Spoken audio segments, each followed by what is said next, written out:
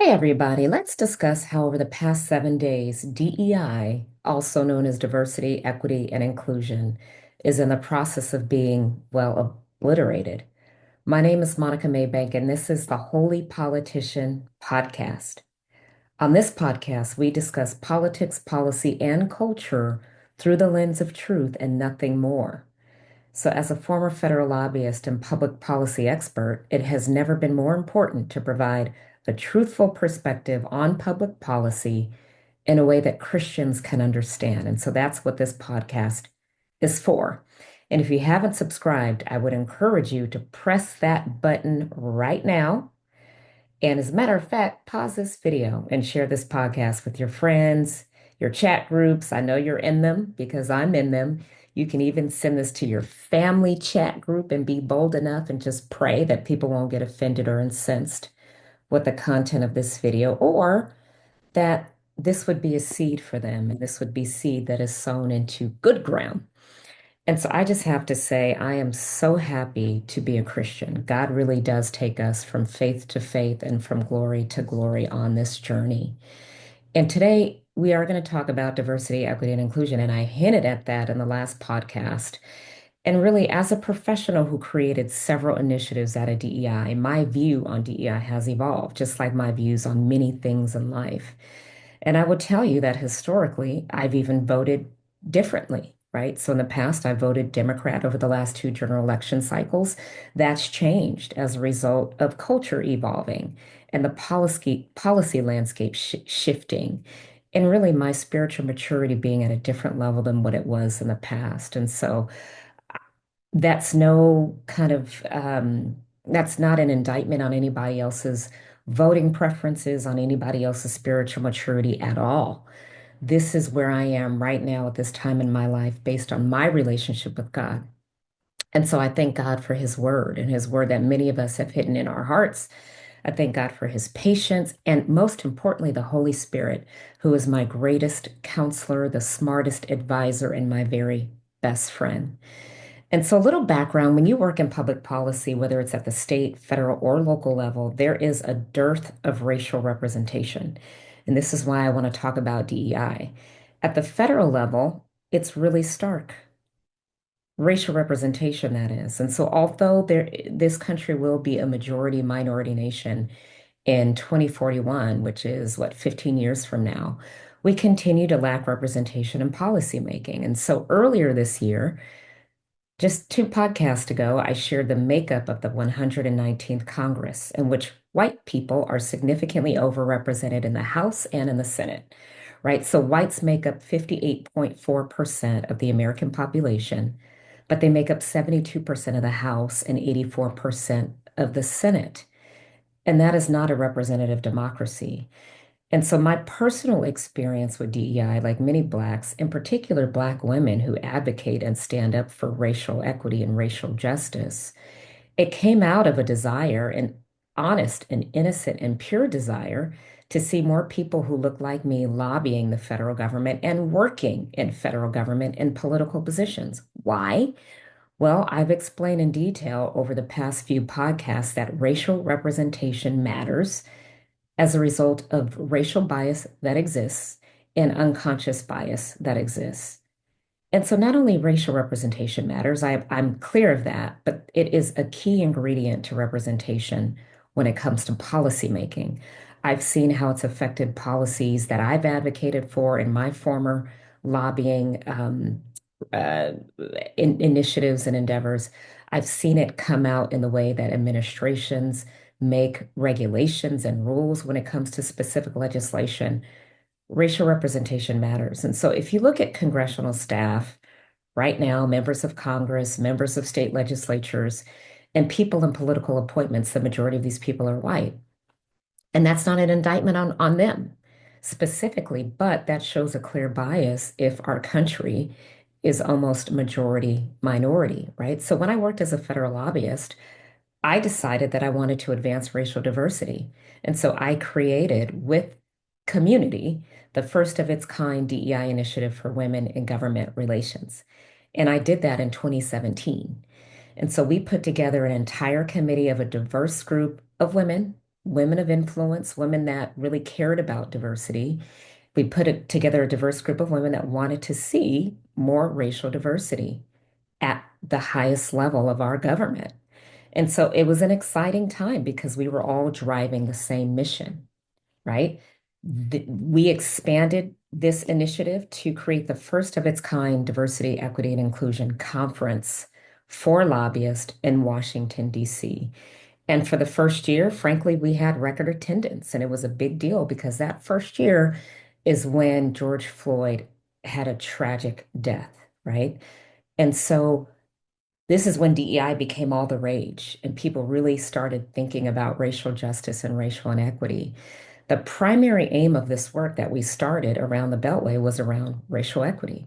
And so eventually we gradually started focusing more on the LGBTQ agenda, which to my chagrin, and because of my beliefs of things like gender affirming care, which really is child mutilation and the impact that that has on children. So because of my vocal opposition to these things, essentially I was canceled by the very organization that I put on the map for DEI with a primary focus around racial equity. And so, as a matter of fact, I want to read to you portions of a letter that I received from the then president, who essentially told me that I was no longer welcome. But before I do that, here is a video in question that I posted, yes, on social media that essentially sounded the alarm to their concerned membership and effectively got me canceled. Here's the video clip. There have been reports that Target, which used to be one of my favorite shopping centers, is apparently or was sharing an apparel line that focuses on the LGBTQ pride community diaspora and targeting that line to young kids and to babies and allowing parents or whomever to purchase these garments and these items for their young ones. So what is really interesting to me is how much we are endorsing this idea of transgenderism and gender identity, particularly among young people. What we fail to understand is that the research shows that the frontal lobe for most young people is not fully developed into their mid-20s. And so my question then to the community that perpetuates this idea of kids should be able to choose their gender is how do they have enough information to decide who they want to be at such a young age when their frontal lobe is still not fully developed? And so that becomes a problem and a challenge when you have these two supposedly scientific arguments about, well, gender is assigned at birth versus my frontal lobe isn't fully developed until 25, but I'm allowing young kids to make decisions that are life altering when they're young. So if that is at odds with each other, then what is true, right? So there you have it, folks. Guilty as charged, right? So because I care about children whose frontal lobe isn't fully developed and who basically are deciding, given an opportunity to decide who they want to be, I was canceled. So here are the words in the email that I received, basically telling me I'm no longer wanted. Quote, the WGR board was made aware of social media posts you made that called into question the legitimacy of Pride Month and questioned the science behind trans youth. The posts were troubling to not only me, the DEI committee leadership, and the board, but to numerous WGR members who reached out with concerns. Upon the recommendation of the DEI co-chairs and the unanimous agreement of the board, we are eliminating your session at the summit that I created and returning your sponsorship. That she goes on to say, WGR is committed to fostering an inclusive and welcoming environment for all of our members and their diverse backgrounds and identities. We pride ourselves on holding space for difficult conversations in the DEI space. This is the email that I got, and there is more language behind it. I won't bore you with that. But this is the primary example of why DEI is being canceled, because there has not been an authentic opportunity for true and civil discourse and disagreement. And this is essentially not inclusion, right? If you think about diversity, equity, and inclusion, not including different perspectives and allowing those perspectives to live under the same tent is exclusion, right? In addition, we have forced certain constructs down people's throats that are just not reality or based on science. And so this is the problem of DEI, but in the process of some of these false realities of DEI, there has been collateral damage. And that's what I really want to really highlight and reinforce. I've already talked about this before, but the collateral damage is having an adverse effect on Black people. So the racial wealth gap between whites and Blacks continues to increase over time. According to a recent analysis, since 2010, the wealth disparity between Black and white families has expanded. One example of this is in 2022, for every $100 in wealth held by white households, Black households held only $15. And so this wealth disparity is exacerbated by bias, both conscious and unconscious bias against Blacks, but also ignorance and also fear.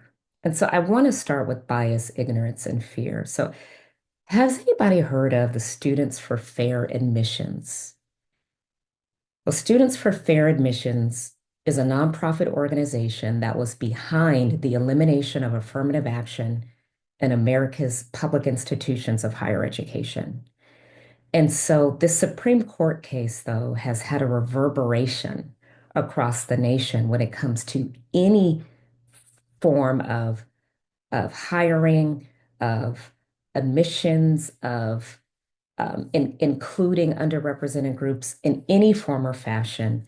This particular case, which was litigated at the Supreme Court, was also used in the recent executive order that President Trump issued, which essentially gets rid of racial preferences in hiring and other areas within federal agencies. And so this Supreme Court case was basically Students for Fair Admissions versus Harvard and Students for Fair Admissions versus the University of North Carolina. And so on June 29th of 2023, the court ruled that race-conscious admissions policies at Harvard and the University of North Carolina violated the Equal Protection Clause of the 14th Amendment. And as per usual, I have my handy dandy Constitution here. If you don't have one, get one. It's like $3 on Amazon. So if you look at the 14th Amendment, Section 1, there's 5 sections here, but under Section 1, it's also the same section that talks about um, basically that people born in the United States are citizens of the United States. And I just talked about this on the last podcast. But it also says that no state shall make or enforce any law which shall abridge the privileges or immunities of citizens of the United States, nor shall any state deprive any person of life, liberty, or property without due process of law. This is the key part right here. Nor deny to any person within its jurisdiction the equal protection of the laws. And so the Equal Protection Clause in the 14th Amendment is about equal protection, not equitable protection. And there's a distinction between the two. And so this case that went to the Supreme Court was brought on behalf of Asian American and white applicants who claimed that they were unfairly disadvantaged in the admissions process due to race-conscious policies. And I don't really have time to dive deep in this like I really want to because I try to keep my podcast short. But when you just look at this language of unfairly disadvantaged, one can make the argument that Blacks are unfairly disadvantaged just because they're Black, which tons of research bears this out, and I'll talk about this more in depth. But y'all do know that there is something called a legacy preference at universities and colleges, right? So if your parents or other relatives went to an esteemed institution, then there's a preference for you if you're applying to that institution. So in many respects, that's a form of affirmative action. But that hasn't been litigated at the Supreme Court, right? So if you have this legacy preference, which typically benefits white students or Asian students who historically and disproportionately have been admitted to these institutions, and yet we are out of fear or ignorance and bias, we're blocking opportunities for predominantly Black students and other students of color from gaining admissions because of biases in the system, right? Now, it's alleged that many of these students that were a part of this lawsuit actually got acceptance letters to other prestigious institutions. And yet, because they maybe didn't get into Harvard or UNC or wherever else they might have applied, they decided that they wanted to be a part of this lawsuit. And so this becomes really complicated, right? And it's very messy. But the premise or the underlying principle behind this is that there's something called equality, right? And so equality is this notion that everybody's equal and everybody deserves to be treated the same. Everyone deserves the same treatment because everybody is the same.